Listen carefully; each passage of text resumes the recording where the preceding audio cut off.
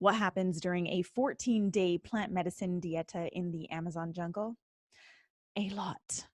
And I dive into all of it in this follow-up episode to episode number 155.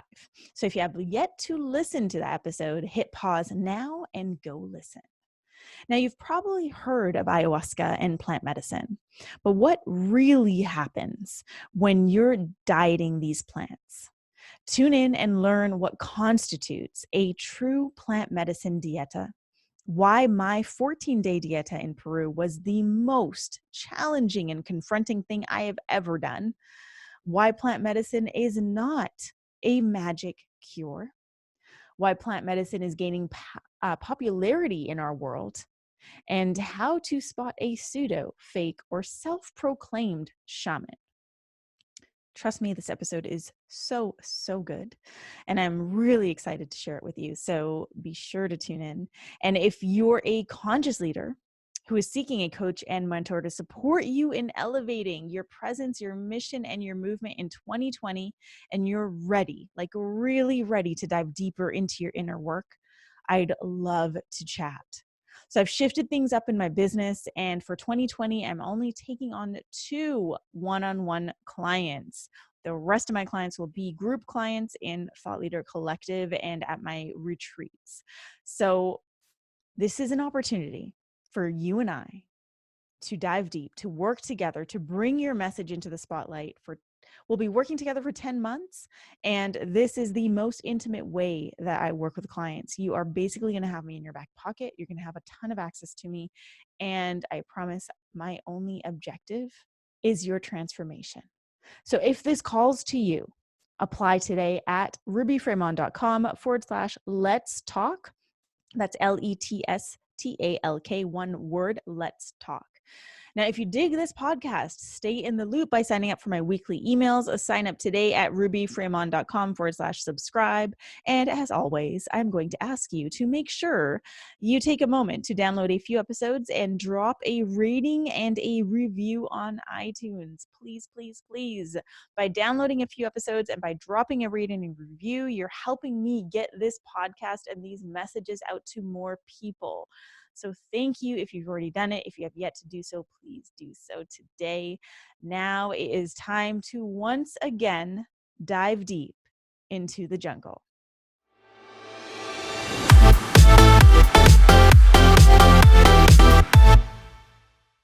Hey, thought leaders, I am back with part 2 of Lessons from the Jungle, my 14-day plant medicine dieta in Peru.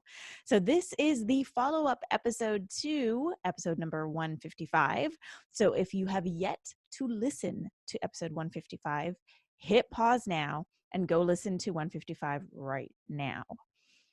For those of you who have already tuned in to 155 and you have been waiting on the edge of your seat for this episode, welcome.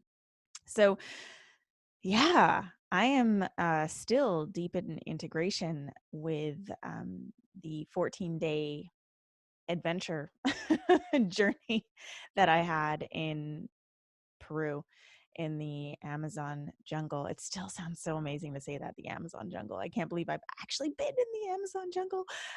So in today's episode, well, in episode 155, I broke down a lot of the lessons that came up for me because I was still integrating a lot. And there's definitely going to be some lessons that pop up in this episode.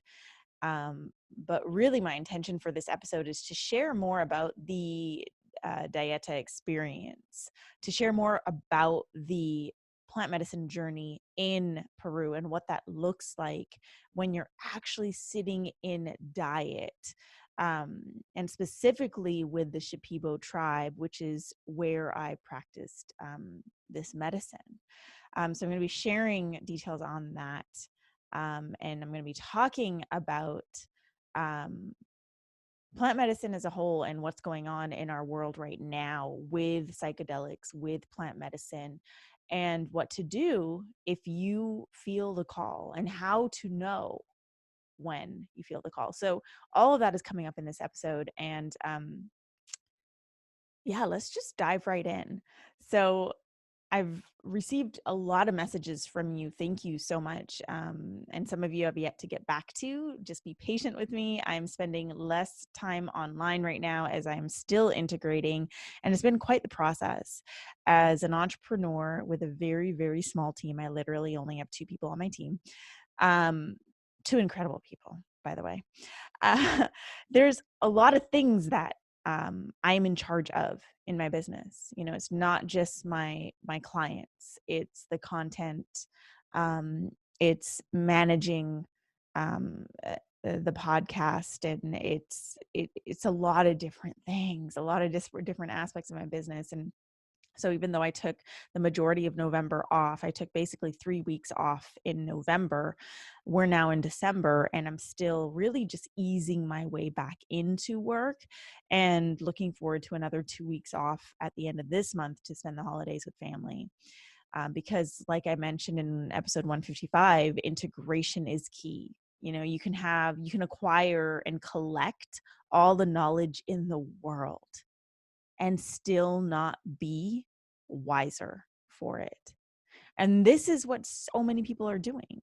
People are just collecting information, and they feel, there's this like belief that if I collect more and more information, I'm going to be better.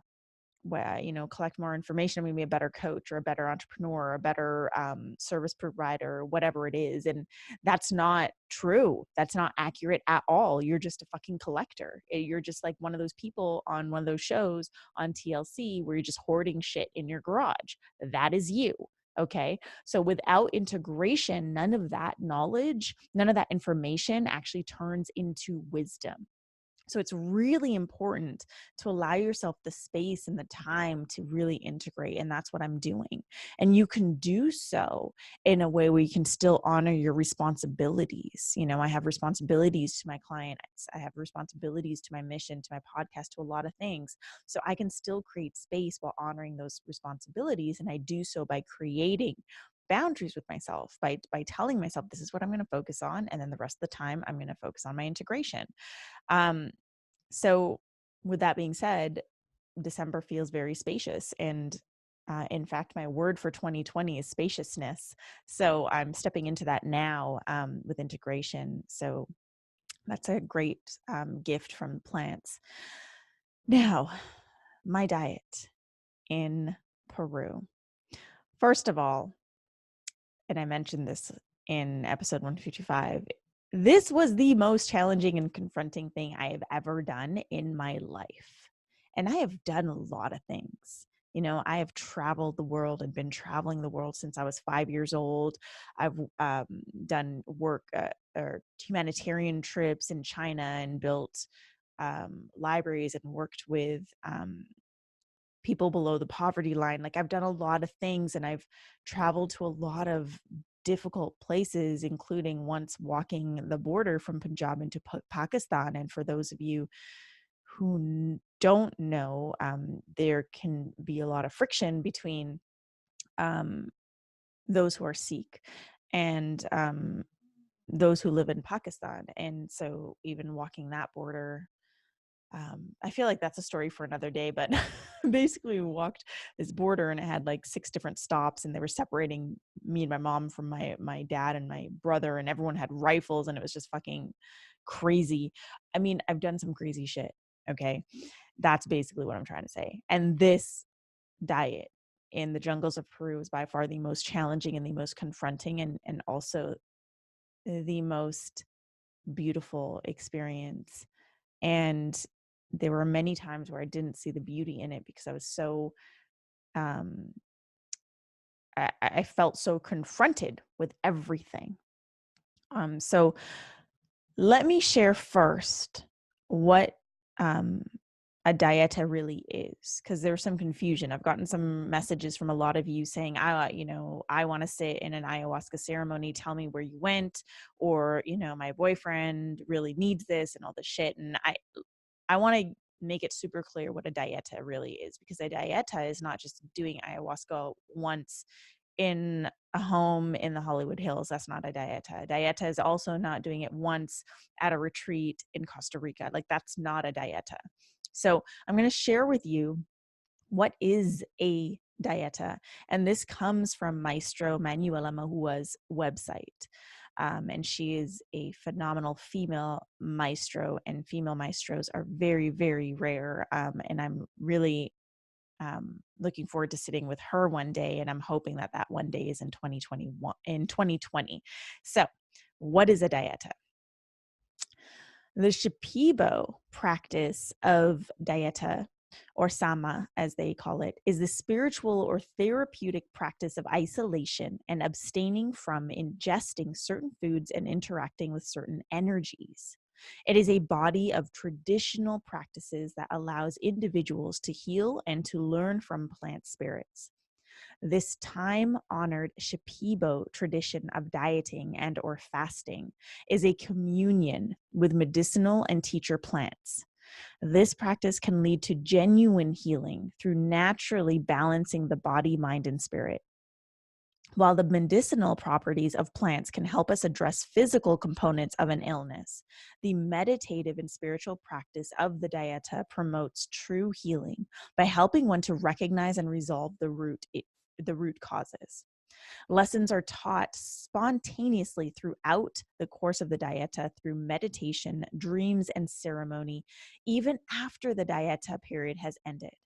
To facilitate learning and true healing, one must have the discipline and follow certain requirements, which focus on isolation and abstaining from certain foods and activities.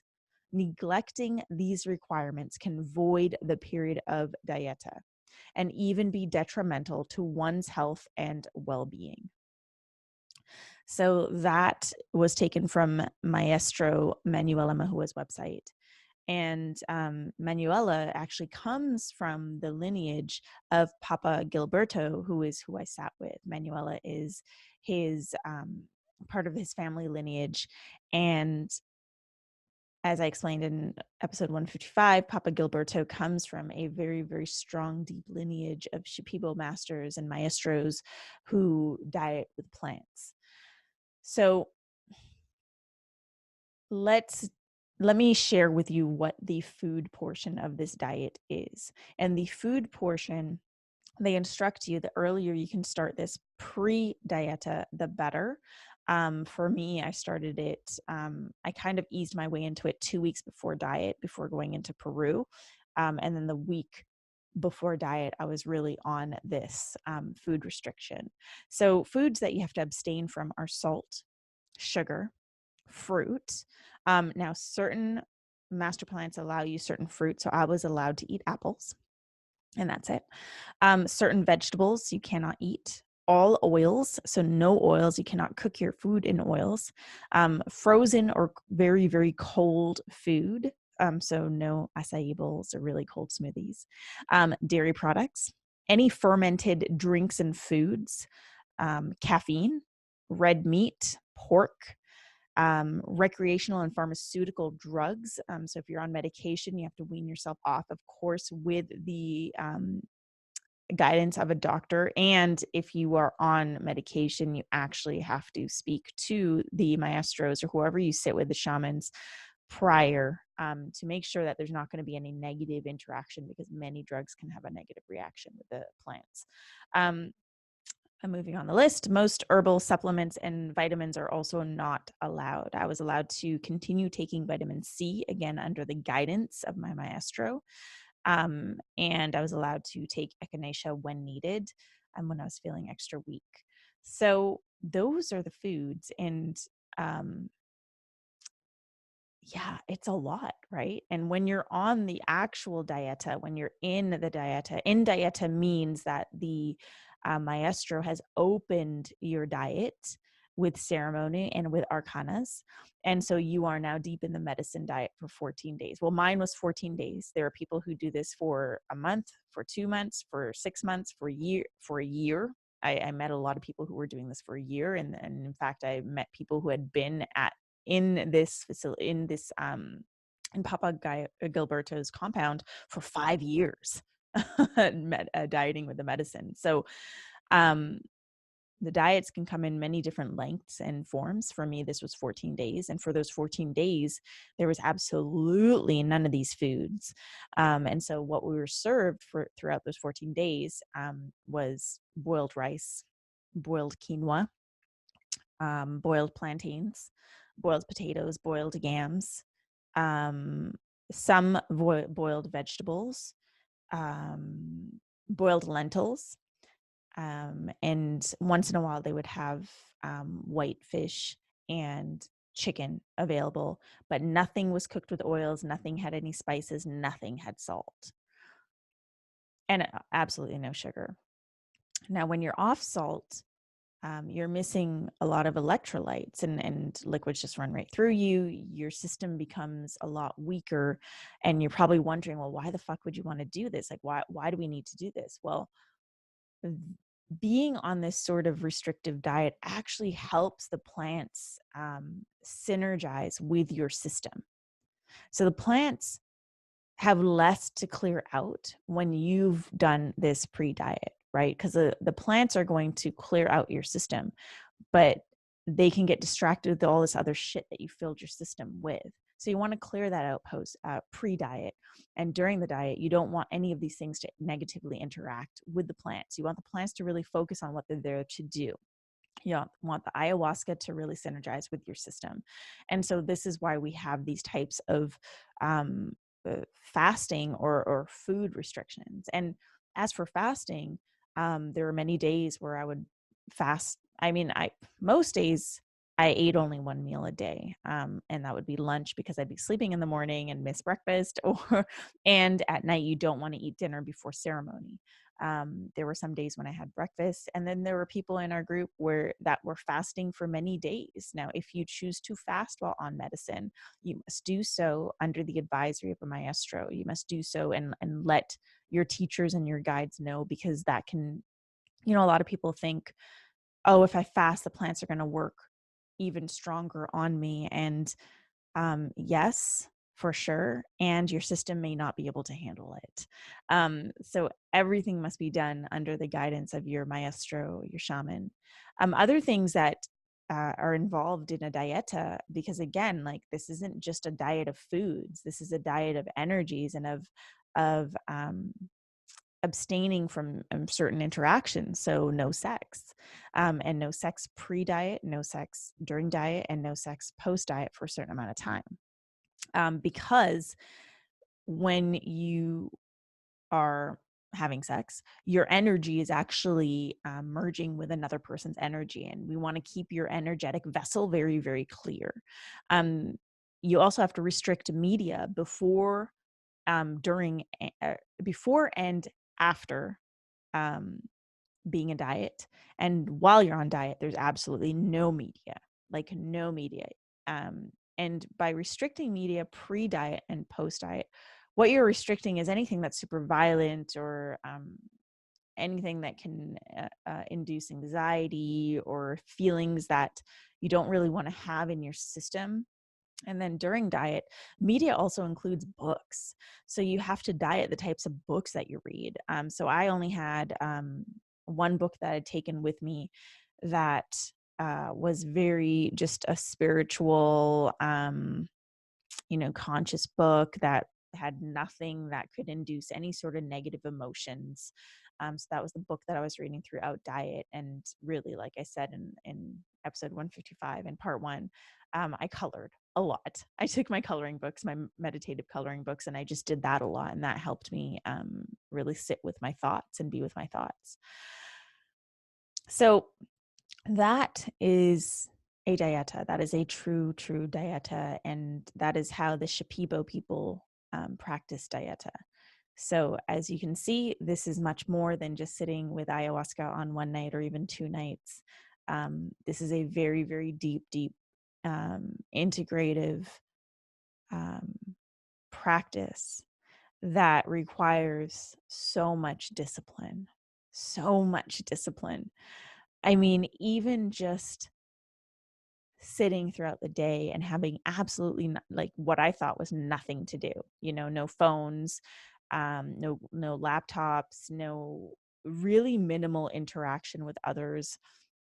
because again, you want to keep your energetic vessel very, very clear. Um, it's really just like you in nature, and my hammock. Thank God for my hammock. Now, I want to talk about the environment, because there are many different environments where you can practice plant medicine. You can practice plant medicine in, like I said, the Hollywood Hills, right? You can practice plant medicine at a retreat in Costa Rica. You can practice plant medicine at another retreat in Peru, but that's held in a very gorgeous retreat center. There are many different options. And there are many different sizes for groups. I mean, there are groups out there that host ayahuasca retreats with upwards of like 100 people in a room. Um, Now, that's definitely not for me. I would not want to sit in a room with upwards of 100 people and try and manage my energy while being in the midst of their energy and hearing everyone fucking vomit. That doesn't sound like fun for me. So I usually gravitate towards smaller and more intimate settings. What drew me into this specific experience was the challenging and confronting environment. The idea of being completely off the grid scared the shit out of me. And mostly because I would have no contact with Kevin, with my husband. And that freaked me out. Um, I had never, I mean, since we've met, I think the most we've ever gone without talking to each other was maybe a day. The most we've gone without seeing each other was probably like 10 to 12 days, since we've been married. But we would talk to each other, right? We'd have access to each other through text messaging, through phone calls, through video. But this was like no contact. You know, my phone didn't even fucking work. There was no cell towers there that my phone would match up with. So my phone was off this whole time. This was an attractive opportunity for me because um, I love challenges. I love putting myself in situations that feel challenging because I know at this stage in my life that that's the only way that I'm going to continue to push the edges and really understand what I'm made of. You know, it's the only way where I'm going to really, truly grow and evolve. Was I scared going into it? For sure. Was I scared multiple times throughout this experience? For fucking sure. Now the environment, uh, you're in the jungle. So let me back up. So we all landed in a city called Pucallpa, Peru, which is it's a pretty small city. It's surrounded by the Amazon jungle. It's just got an access point to the Amazon River. And that's the river that to one of the Amazon rivers. I actually forgot the name of this specific river, but this is the river that you take to get to all these different villages that are hidden in the Amazon jungle. And I say hidden because like you literally can't see them. When you're on this boat and you're on this, a tiny obnoxious boat. I say obnoxious because they play really loud music and movies that are really loud the whole ride there, and it's a 4-hour ride. It was like just over a 4-hour ride there, and on the way back it was like almost 5 hours. So it's a long boat ride on a tiny little boat, where you're packed in like sardines. And you go up this river and all you see is the Amazon jungle. And during these boat rides, I mean, I would just get lost in looking out the window and reveling at this jungle that I've only heard of, that I've seen on maps, that I've seen in pictures. And now here I am deep in the fucking jungle. It was incredible and super beautiful to see and be in that energy and know that like, wow, I'm like going really off the grid. And then we get to this little town called Pauyan, and this is where Papa Gilberto and his family are situated, and they've created their center in the space. And there's other villagers in there. I'm not sure of the population of this village, but it's not big. You can't see it as the boat pulls up. All you see is jungle. And then you get up and we walk through these cornfields, their cornfields. And the first thing you see is all the tombos. And the tombos are the bamboo huts that are on pedestals in case of flooding. And you just see a bunch of tombos. And as you walk further into this compound, you see the structure of everything, and everything's really just set in nature. Like the jungle is there and the tombos are there and the center is there and it's all just there and it's beautiful. And then they assigned us our tombos. And because isolation is part of the diet, everyone gets an isolated room. So sometimes there's a lot of single tombos, but there's also a lot of dual tombos where they have a divider in the middle and each person gets one side. Now, I was placed in a tombo with someone who's become a very dear sister of mine now. And we didn't have a divider in our tombo, but it was a large tombo, large enough for each of us to establish our space. And when you visualize these tombos, and I'll definitely be sharing pictures and images on my IG stories and probably create a highlight reel out of it. So be on the lookout for that. But when you go into these tombos, it's literally the bare minimum. You know, the ceiling, yes, there's a big like bamboo, sorry, not the bamboo leaf, but the leaf ceiling, which comes to a peak, but it's just like a mosquito net at the top, and the windows are just mosquito nets. And let me tell you, the mosquito nets may keep most of the mosquitoes out, but they don't keep all the mosquitoes out, and they don't keep all the bugs out, because there's a lot of tiny little bugs that can crawl through that shit. So you walk in and it's just bare minimum. You know, there's wooden floors, wooden walls, screens for windows, screen for a ceiling that is covered, and that ceiling, the screen, is covered in dead bugs, dead spiders the size of your hand, frogs, like all sorts of creepy crawly shit. And then I see this like moldy, dirty single mattress, and that's my bed. And so there's this moldy, dirty, and I mean like fucking dirty. Like it was at one point white for sure, but it was not white. Lots of stains, lots of mold, and it's a single white mattress that is placed on the ground, on the floor of this tombo. And then you put a mosquito net on top. And my mosquito net, I was very blessed to have a mosquito sheet. So the difference between a mosquito net and a sheet is the mosquito nets are nets, and the mosquito sheets are like bed sheets. So these mosquito nets wrap perfectly around the mattress, meaning they are the width and the size of the mattress. So you tuck it under your mattress, and they're not super tall. So I had this like single mattress sized cocoon that I could go into and crawl into every night. But I couldn't see out of it because I had a mosquito sheet. And that's really it. There was a desk in one corner with a little bench. And that's where I would put, my necessities. But that's it. That's really it. We had a back patio that was facing the jungle, which was beautiful. And each of us had our hammock set up on one side. But again, that was it. Bare minimum. Now, there was electricity in this village between 6 p.m. and 9 p.m., and that's it. And most of the tombos had lights. We had one light, but let me tell you, you don't want to turn that light on between 6 and 9 p.m. because the light brings all the bugs. And we discovered that very, very quickly, and switched to candles. And so at night when it's dark, and I mean it's dark, it is pitch fucking black. Okay. If it's not a full moon, it's pitch black. And if the stars are covered by clouds, it is pitch fucking black. Like I've never seen darkness like this in the outdoors, and it was both exhilarating and fucking scary.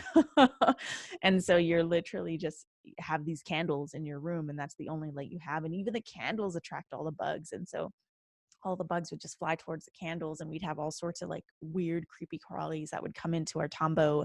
And, my mosquito sheet would be covered with them on the outside, but on the inside I'd be safe. And when you're walking around, we had these headlamps, like, imagine a headband with a little light at the front. So we had these headlamps, and my headlamp had like the white light, and it also had a red light and a blue light and a green light. And if you put the white light on and you're walking around outside in the dark, all the bugs come right up to your face. And so I would keep the red light on. So there's minimal light as well. And I remember the first night of ceremony, the very first night of ceremony, when Papa Gilberto opened our diet with the arcanas. And I remember going into the Maloca. And the Maloca is the ceremony space, and it's a giant, like tambo. It's like a giant room on stilts with a bamboo roof. And the Maloca can fit like upwards of like 25 people sitting in ceremony. And when you're in ceremony, you sit on these single mattress size, or actually smaller than a single mattress size foam mats. Like they're very thin foam. I would say like maybe 2 inches thick. And you bring your own sheets, you bring your own pillows, whatever you need to sit up. And the mats are set up on the peripheral of this Maloca. So we, the participants, the dieteros, are set up on the peripheral, and in the middle, in the center of the Maloca, is Papa Gilberto, Oscar, who's the other maestro, and Papa's son. And they sat in the middle, and that's where they would chant.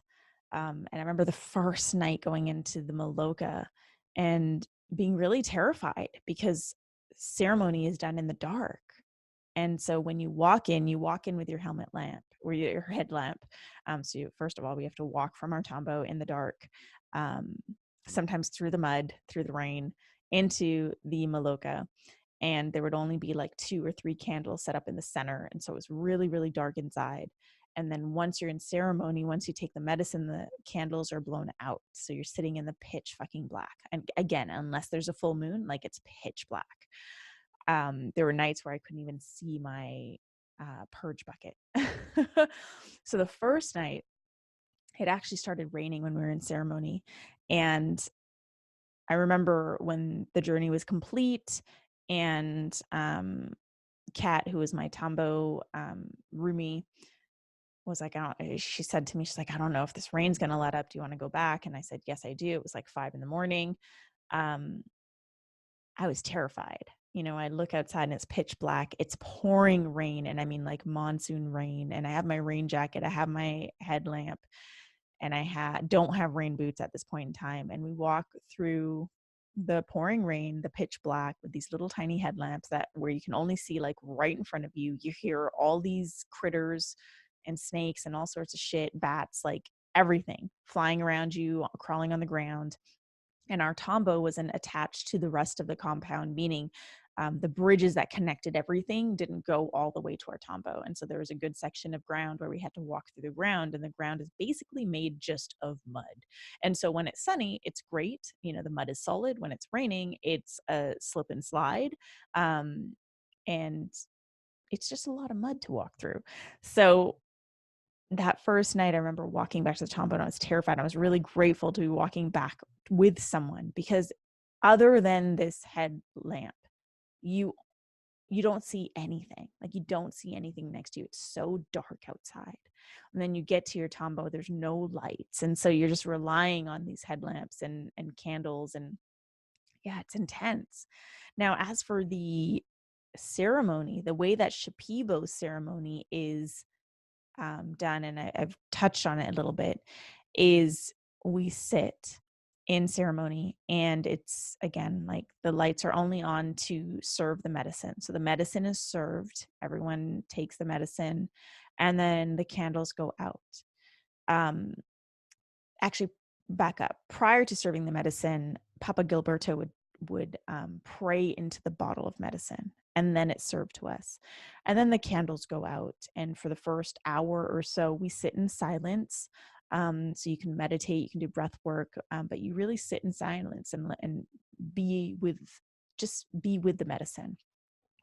Once that first hour is complete, Oscar would open up the chanting with Ikaros, and Ikaros is basically Shipibo chanting, and the Ikaros are used to cleanse you.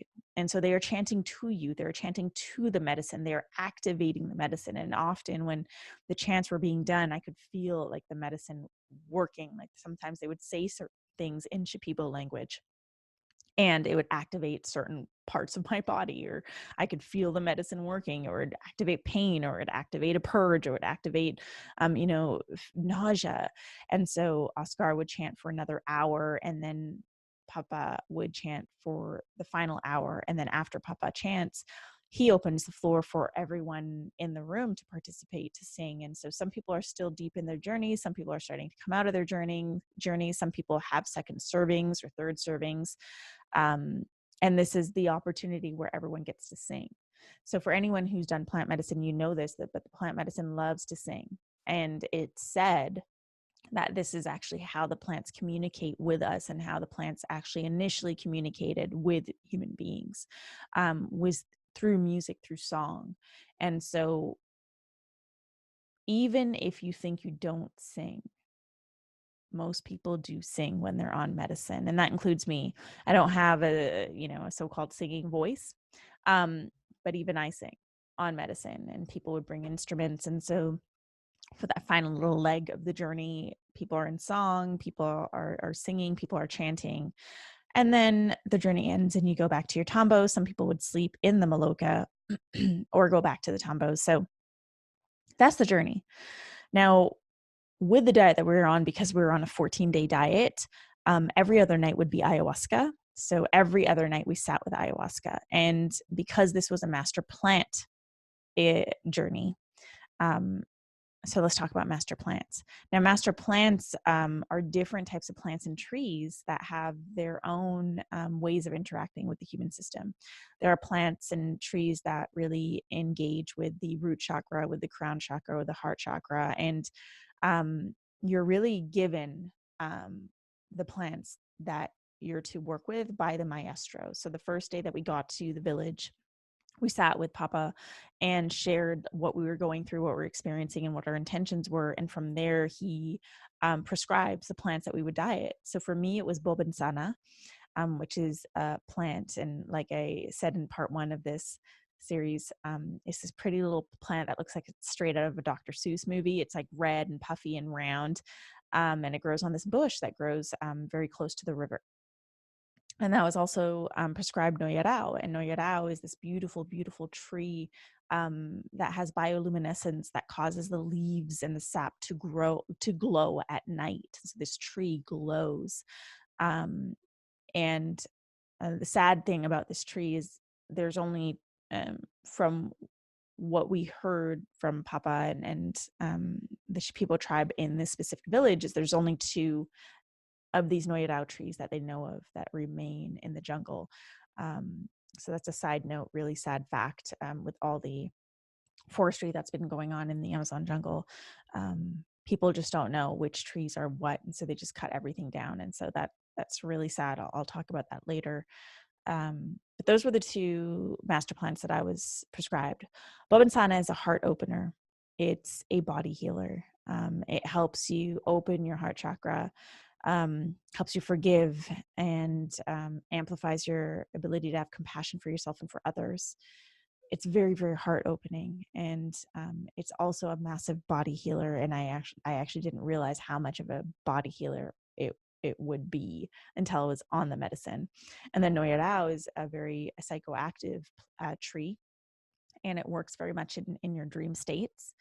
And it's the best way to describe it is, imagine this tree like a lighthouse, and it points its light at your shadows so that it can illuminate it, so you can see it. And so this tree is said to have a pattern of being confronting within itself, because it's showing you with this massive like spotlight, here's your shadow. And so you can no longer deny it, and it communicates through dream states. And so how these plants are administered is they're administered on your off nights. So you do ayahuasca the first night, and the second night you have your first serving of the plant. Then you do ayahuasca the third night, and the fourth night you have your second serving of the plant. You do ayahuasca the fifth night, and the sixth night you have your third serving of the plant. And because we were only there for a 14-day diet, we were only prescribed 3 servings. So I had 2 servings of bobansana and 1 serving of noyarao. And that in itself I was actually upset with, because it was my intention to sit only with noyarao, and to hear that I was prescribed 2 servings of bobansana and 1 serving of noyarao, I got a little upset. And I underestimated the power of bobansana, and I underestimated the power of 1 serving of noyarao. Once you take these plants, they are in your system. they are in your system. And as long as you honor the diet and the post diet, they are in your system. They're integrated in your system, and they can stay in your system upwards of a year. Noya Dao is said to stay in your system upwards of a year, meaning you can have these types of lucid, psychedelic feeling dreams and receive messages in dream state throughout that year. And even now post diet, like I've been having crazy dreams every night and trying to make sense of the messages, and it's been incredible. And the Bobensan is still working in me. I still feel my heart opening, so it's been amazing. Now, when you're in a diet like this, the ayahuasca really activates the plants, and the ikaros that are being chanted to you by your maestros are really also activating the plants. And so it's a very, very healing experience, but it's not, but it's very confronting. I don't want to position it as like healing and it's all beautiful and pretty, because it's not. Again, you're like on the bare necessities. Your food diet is very restricted. So as you go further and further into this diet, as each day passes, you feel weaker and weaker and weaker physically, emotionally, spiritually. You're in the middle of the jungle. So there are poisonous spiders, snakes, there are bats, there are all sorts of shit like flying around you and around you at all times. There was these spiders that lived in all of our tombos that were literally the size of your hands. And there were some that were not poisonous, and those ones you would just let be. So yes, we had large spiders living with us in the tombo. And then there were spiders that were very poisonous. And so you'd have to get rid of them. But you don't really want to kill them. You want to kind of shoo them out. But I will admit I am guilty of killing a couple. Yeah, that happened. And on the final night of ceremony, this is important to share because this is something that I didn't think I was ever capable of doing. Because let me tell you, I don't like spiders. And the final night of ceremony, the 14th night, when we were setting up our mats during the day, because you set up your mats during the day for ceremony at night, I saw this giant fucking tarantula the size of my hand. Like, it was thick legs, hairy body. Like, you could see its beady little eyes, and it was literally right on top of where I was sitting. Like, the wall behind me, it was there. It's just hanging out. I asked one of the guys to try and get rid of it because he's Australian and he knows what to do with spiders. Couldn't get rid of it. So I just looked at the spider. It looked at me and I said, okay, we're going to do this together tonight. Something I never thought I would do. And so that night, the final night, I literally sat in ceremony in the pitch black with a giant tarantula behind me. Something I never thought I would do. And I share that with you because throughout this 14-day experience in the jungle of being broken down, really, truly broken down, an interesting thing happens. You feel weaker. You literally, like, there were days when I couldn't get out of my hammock and needed help. You feel weak, and yet you are gaining strength. It's so cool to experience. And I didn't really fully comprehend it and what was happening until like that spider experience on the final day. I was like, wow, like a week ago, there was no way I would have made this happen. I would have switched spots with someone. Like, I wouldn't have done this. And there I was, totally at peace with this tarantula behind me in the pitch black, sitting in ceremony. So there's just a lot of the challenges and confrontations that you're met with when you're in diet like this, a diet of this nature. It's all there to support your growth and your healing. And as confronting as it can be, it's all there to serve you. I mean, on this compound, there's probably, I would say, 25 to 30 people living there at any time while we were there. And we have 2 actual toilets and 2 actual showers. And when I say actual, I mean it's a toilet and it's a shower. The showers run on rainwater. Nothing is fancy at all. There's no doors to any of this. It's just a curtain, showering with mice running on top of me, mosquitoes, like fucking bats. and there's outhouses that you can use that I thank God never had to use, because there are definitely bats that live in those outhouses. And there's a shared eating space. So everything is just minimal. And although there's a lot of people in this space, you are in isolation a lot of the time, and people aren't having, there's not a lot of noise from the dieteros. Like we have conversations, we interact for sure, we engage with each other, and we limit that engagement. And so when you're in that type of an environment that really just it's completely different than what we're used to, that in itself is enough to change you.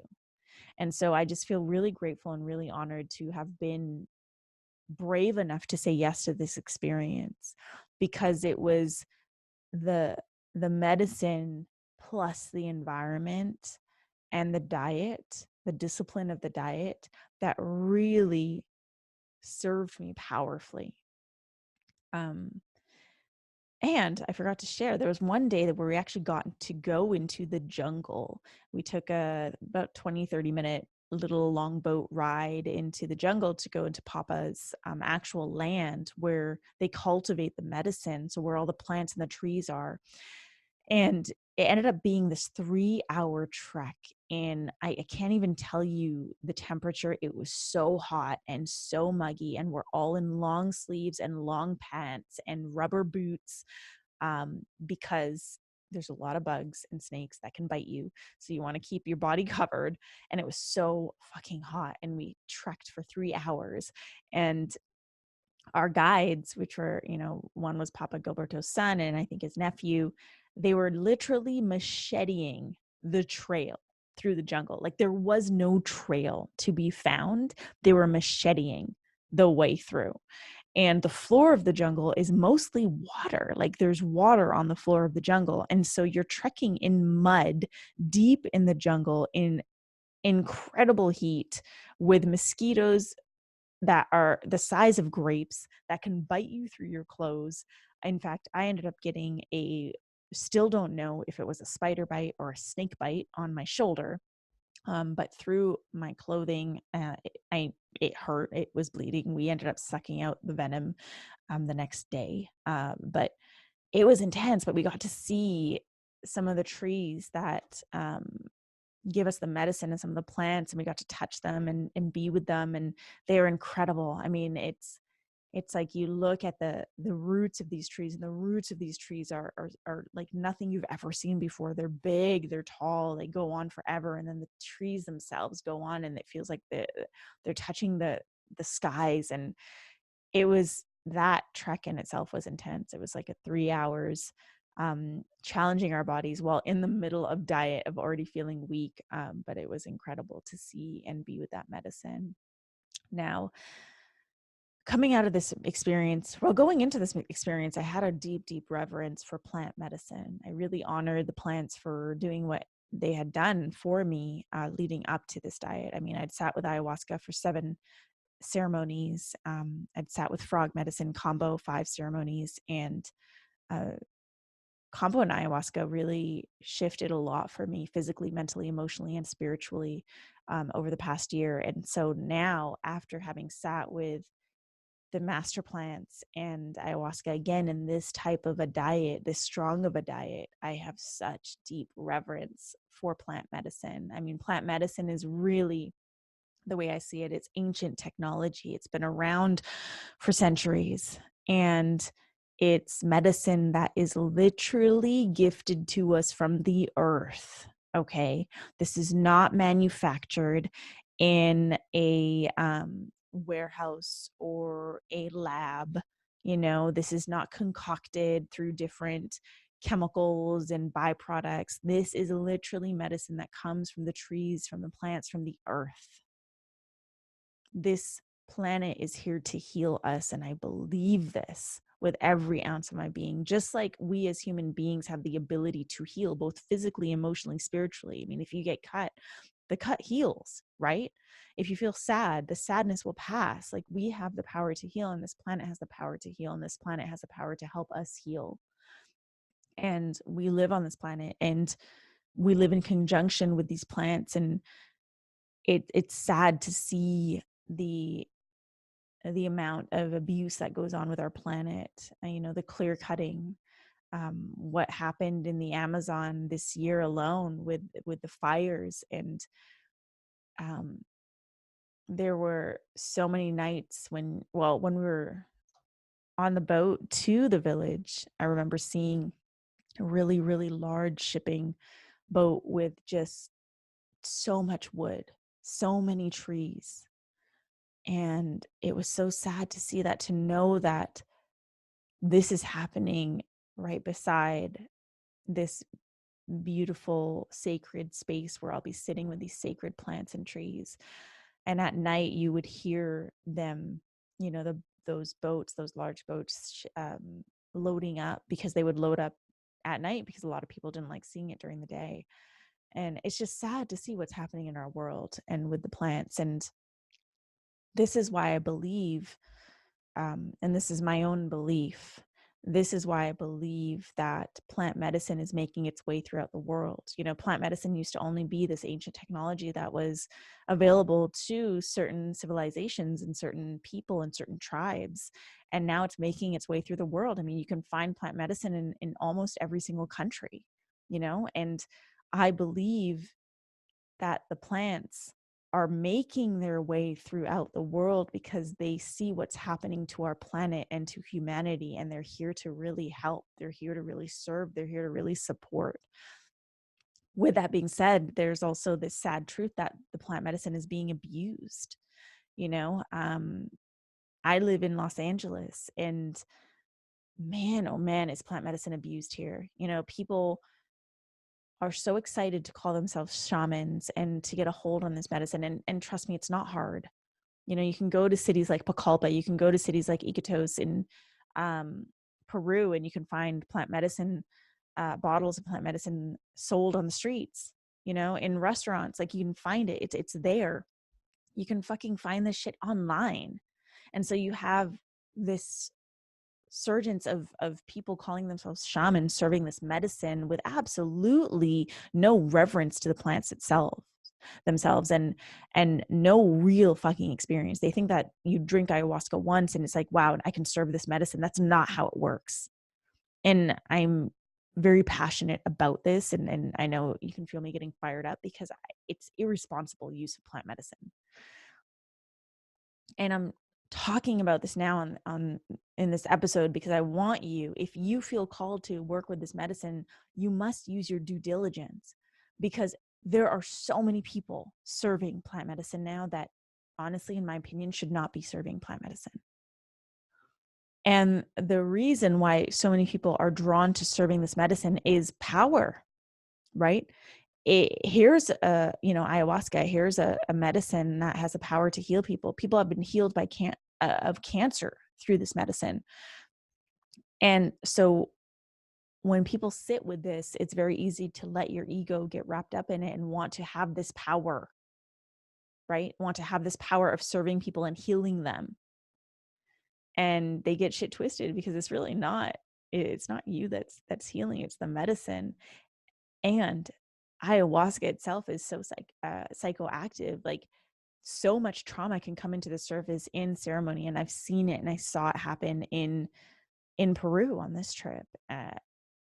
Really extreme trauma and darkness and entities and all sorts of shadows can come to the surface with people in ceremony, and you have to be able to hold space for that. And people are not equipped to do so. And so you need to use your due diligence. If you feel called to be with this medicine, you need to do your due diligence. And also know that to work with plant medicine, you must be called to the medicine. And you've probably heard this before. Like, how do I know if I want to work with ayahuasca? Or I want to work with ayahuasca, but I'm not sure. If you're not sure, you're not ready. Okay? If you're not sure, you're not ready. You will know when you're called. It's kind of like saying, you know, how do you know when you're in love? And the people who are in love can say, well, you just know. You just know. The medicine will call you. The medicine started calling me years before I started actually partaking in the medicine. And when I finally answered that call, I felt like I was in a place where I was ready. Because what you need to know is the medicine is not a magic button. It's not a quick fix. It's not something that you do once and you're going to have some sort of magical epiphany. There are many ceremonies where I sat and I had nothing, what felt like no real experience. There are ceremonies where I've sat where it's been very traumatic. Literally walked out of it feeling like I had PTSD. There's been ceremonies that are very, very physically painful, emotionally painful, spiritually painful. The medicine is not there to do what you want. It's there to do what you need. And so it takes a lot of courage to be able to sit with this medicine, a lot of courage. And you have to be open to understanding that this is not a quick fix. This is not a magic button. Okay, this is not the solution to all of your problems. So you need to be called to this medicine. And when you are looking for someone to sit with, whether it's in a place like Peru or another country or in, your country, do your due diligence in finding a shaman to work with. So I'm going to share with you some red flags to look out for if you're looking for people to sit with, people who serve the medicine. If they don't have an application form, a vetting system, or a qualifying call, do not work with them. Okay. A real shaman or maestro needs to understand your health history. They need to understand your background. They need to understand your mental health history. And they need to have the knowingness to be able to say no to people, because not everyone is the right fit for plant medicine. Okay. So if there's no sort of application or vetting system or qualifying call, that is a no. Like, that is a red flag. If there's no pre-diet or an explanation of any sort of diet, that's a red flag. So even if you sit in ceremony for one night, like one night of ayahuasca or 2 nights of ayahuasca, which is, common in countries like the US, Canada, Europe, Australia, you still must be dieting in some form. And so if there's no explanation of like some pre-diet or diet, then that's a red flag. Another red flag is this person serving the medicine doesn't have a lot of personal experience with the medicine. So when you're researching shamans or people to sit with or circles to sit with, ask about their experience, ask about their history with the plant medicine. It's not about just sitting with a plant medicine once or twice or 5 times and then feeling the call to serve it. No, like we have to honor the reverence of these plants, the divinity of these plants, and the lineages from which they come. Maestros in Peru have been sitting with these plants and dieting these plants for centuries. You also want to ask who gave them permission to serve. So permission is needed, whether it's from a certain tribe or lineage, or a teacher or a maestro or another shaman who's had permission to serve from another shaman. Ask them, did you receive permission to serve this medicine? If so, from who? From who is really important. So if they just say some like, oh, Shaman Sam Smith, and it's like, you look up that shaman, it's like some other guy who you don't know who got permission to serve from some other thing. Like, don't do that. Other red flags are ask about the medicine itself. If it comes in a powdered form, stay the fuck away. Okay. And yes, people serve powdered ayahuasca because you can buy that shit online. It's crazy. That's not real medicine. There's usually definitely psychoactive components in it. Sometimes it's just straight up DMT. So be really cautious and ask them where they get the medicine from. If they're not open to sharing where they obtain the medicine, then that's a red flag. They should be proud to share where they got the medicine from and the purity of the medicine. So do your due diligence and ask questions, and look out for the red flags. So that's I think that's all I want to cover for today. I feel like I hit on a lot of different points. I really hope that you have a clear understanding of what it takes to sit in an actual dieta, what encompasses the dieta. I hope you learned a little bit more about plant medicine and have gained some respect for the way that this medicine works. There's a lot of talk out there, a lot of people who now hate the medicine, who once loved the medicine. And for me, it's a very personal experience. I'm not trying to convert you to the medicine. That's not what I'm doing. in fact, I'm encouraging you to just listen to your own gut and trust your highest self, and just know if you're called to the medicine, you'll be called to it. Not everyone is meant to work with this medicine. That is something I know for certain, and that's okay. It doesn't make some people better or not as good. Like it just is what it is. I'm only sharing my experience with you, to demystify what actually happens. Um, and I want to share with absolute transparency, or be as transparent as I can get without getting too personal, because there are some things that I just want to honor, for myself. And so if you have any questions about this, please feel free to reach out to me at I am Ruby on all social media channels. Thank you so much for joining me for another edition of today's Thought Leader, where I'm challenging you to rise up, speak up, and create a movement. This was part 2 of a 2-part series from my Lessons from the Jungle. And again, like, if you have any questions or you have something to share with me or an insight that you want to share, please reach out to me on social media at I am Ruby on all platforms. I tend to frequent Instagram and Twitter the most, so reach out to me there. Now, for those of you who consider yourselves on this path, if you are a conscious leader who is seeking a coach and mentor to support you in elevating your presence, your mission, and your movement in 2020, and you're ready to dive deeper into your own inner work, let's talk. Like I said before, I've shifted things up in my business. I'm only taking on 2 one-on-one clients in 2020, starting in January. We'll be working together for 10 months in a very intimate container. My one-on-one clients have the most access to me. It's like having me in your back pocket. So it's you and me for 10 months working on your mission, your purpose, your presence, your messaging. I'd love to work together to help bring your message into the spotlight. So apply today at www.rubyfremon.com/let's talk. That's LETSTALK, one word. Let's talk. Apply today. And then be sure to download a few episodes of the podcast, and please drop a rating and review on iTunes. Please, please, please. I am asking you, if you listen to this podcast, please share with a friend. If this calls to you, share it. And if you dig the podcast and you have yet to sign up for my weekly emails, do so at rubyfremon.com/subscribe. Be sure to join me next Monday for a fresh new episode of Today's Thought Leader, where I chat with the one and only Angela Lauria, founder of the Author Incubator. She is going to dish out her greatest secrets to make people want to beg to work with you. And no, this isn't some sort of sleazy bro marketing shit. Angela is really incredible at relationship building and establishing credibility. So make sure you tune in.